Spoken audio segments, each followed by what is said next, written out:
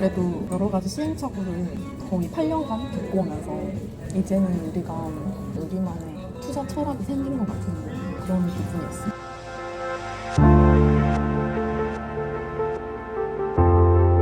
오늘도 평소처럼 출근을 하고 일을 마쳤어요. 바쁜 하루였지만 그래도 좀 뿌듯한 날이었네요. 저는 출퇴근길에 자주 걷는데요. 요즘 아침 저녁으로 걷기 딱 좋은 날씨라서 평소보다 몇 정거장 더 걷고 있어요. 어제보다 더 진하게 초록초록해진 풍경. 여름이 깊어지고 있는 게 느껴집니다. 매일 같은 길이어도 계절마다 다르고 날씨마다 새롭게 보여요. 오르락 내리락. 계단과 에스컬레이터를 지나 열차를 타러 가는 길이에요. 멍하게 걸으면서도 속으론 뭐 먹지?를 생각하는 게 퇴근 시간 국룰. 오르락 내리락 반복해 걸어가는 게 마치 제 주식 그래프 같은 퇴근길. 그치만 결국은 목적지에 도달한다는 점. 주식 투자를 해온 지 벌써 9년 차, 만 8년인데요. 예전에 제 투자 방식은 많이 서툴렀어요. 빨리 성과를 내고 싶어 마음이 급했고, 먼 미래를 내다보기보단 당장의 수익에 애달았어요. 나만의 뚜렷한 철학 없이 하다 보니 남들이 좋다는 것에 흔들리기도 했고, 많이 벌기도 많이 잃기도 했죠.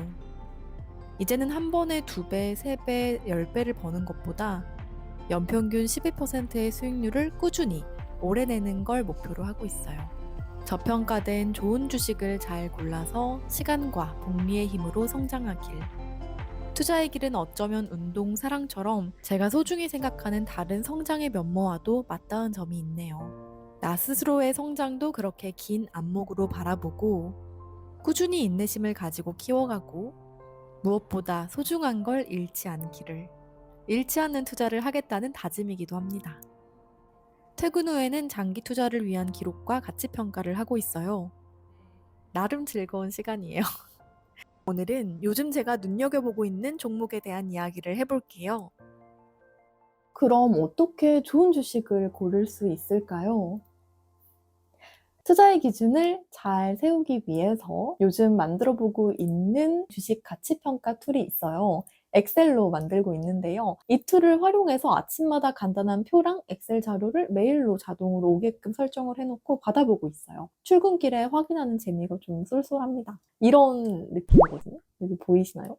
이 분석 자료에서 저평가 주식 1위 자리를 몇 주째 차지하고 있는 CVS라는 종목을 오늘 얘기해 보려고 하는데요. 제가 선정하는 종목은 이렇게 수치적으로 먼저 분류해서 고르고 있습니다. 먼저 CVS의 사업을 소개를 하고 다음은 CVS의 숫자, 마지막으로 리스크를 짚어볼게요. 첫 번째로 사업입니다. CVS 많은 분들에겐 미국의 약국 체인, 미국의 올리브영 이렇게 알려져 있죠. 하지만 지금의 CVS는 단순한 약국은 아니거든요. 1963년도에 최초 설립이 됐고 현재는 미국 내 1만 개가 넘는 소매 약국을 운영을 하고 있고요. 미니클리닉이라고 불리는 간단한 진료소도 1000개 이상 운영을 하고 있습니다.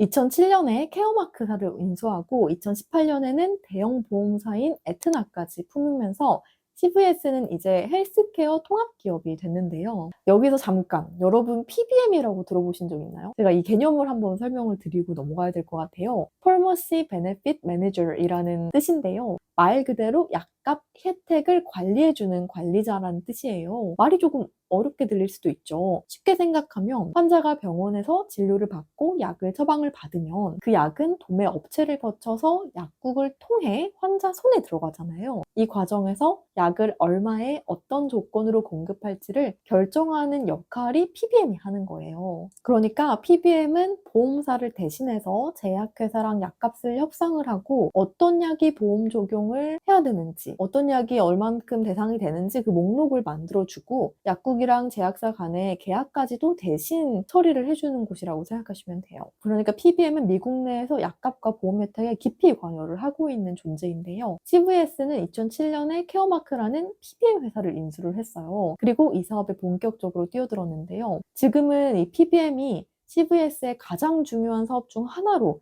자리를 잡았습니다. 실제로 CVS는 PBM 사업을 통해서 매년 약 20억 건에 달하는 약값을 처방을 관리를 하고 있고요. 여기서 발생하는 수수료랑 이윤이 CVS 전체 수익에서 큰 비중을 차지를 하고 있다고 보시면 돼요. PBM은 수백만 명의 미국인이 사용하고 있는 보험의 약가 구조를 담당하고 있기 때문에 미국 의료 시스템에서는 어떻게 보면 보이지 않는 권력이라고 해야 되나? 그런 존재라고 보실 수도 있습니다. 근데 이제 이 CVS는 PBM을 하기 때문에 단순히 약을 팔던 그런 회사에서 벗어나서 의료 서비스 전반의 가격 지휘자 역할까지 하고 있는 회사가 됐다고 보시면 돼요. 네, 다음은 숫자를 한번 살펴볼게요. 2024년 4분기 CVS는 주당 순이익이 1.19달러, 시장 컨센서스였던 1달러보다 19% 높은 수준이었고요. 매출은 980억 달러로 예상을 훨씬 뛰어넘었습니다. 단순히 좋은 실적을 넘어서 턴어라운드가 시작됐다 뭐 이런 신호로 시장이 받아들였던 것 같아요. 주가가 하루 만에 9.3% 급등을 했고요. 특히 주목할 점이 보험 부문인데요. 전년 대비 매출이 30% 증가했고요. 적자폭은 전분기 대비 절반 수준으로 줄었다고 보실 수 있어요. 보험 손해율이라는 그런 부분도 있는데 94.8%로 전년보다는 좀 나쁘지만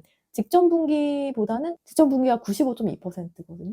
개선이 좀 됐다고 보실 수 있습니다. 이런 배경 속에 CVS 주가가 굉장히 급등을 했고 시장이 확실하게 반응했다고 보실 수 있습니다. 업계 1위인 유나이티드 헬스케어나 시그나에 비하면 상당히 저평가된 게 아닌가라는 생각이 들더라고요. 또 배당 수익률이 4.21%로 과거 주가 하락 시에는 6%를 넘기기도 했는데 지금은 4%대예요. 배당은 동결도 됐는데 EPS 1.9달러 대비해서 분기 배당금이 0.665달러니까 배당 여력은 충분히 보여주고 있다고 생각이 됩니다. 현재 회사는 재무적인 좀 안정성을 우선시하고 있다고 보여지고 향후 실적 회복 속도에 따라서 배당 인상도 고려해보지 않을까? 이런 생각이 듭니다. 추가로 흥미로운 건 시장 상황이 안 좋은 와중에도 CVS가 급등한 이유로 실적 발표도 있지만 물론 실적 발표가 있지만 트럼프 대통령의 관세 강화 흐름에도 의약품 부분은 정치적 저항이 예상된다는 분석이 있더라고요.